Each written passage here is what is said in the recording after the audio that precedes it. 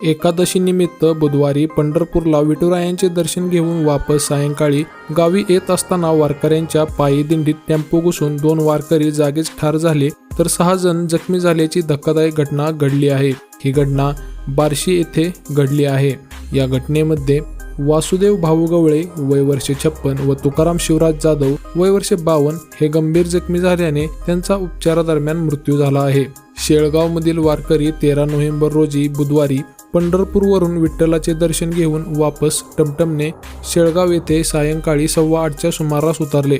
वाहनातून उतरून 100 मीटर पायी चालत जात असताना सोलापूरवरून वैरागकडे भरधाव वेगात जाणारा टेम्पो वारकऱ्यांच्या दिंडीमध्ये घुसला। त्यात 2 वारकरी जागीच ठार झाले तर 6 वारकरी जखमी झाले आहेत। या प्रकरणी चालक अशोक प्रकाश मेनकुदळे वय वर्ष 45 याने भरधाव वेगाने व हयगयीने टेम्पो चालवून अपघातास कारणीभूत ठरल्याने त्याच्यावर वैराग पोलीस ठाण्यात 14 रोजी सकाळी गुन्हा दाखल करण्यात आला आहे। अधिक तपास वैराग पोलीस ठाण्याचे सहाय्यक पोलीस निरीक्षक विश्वजित जगदाळे हे करत आहेत।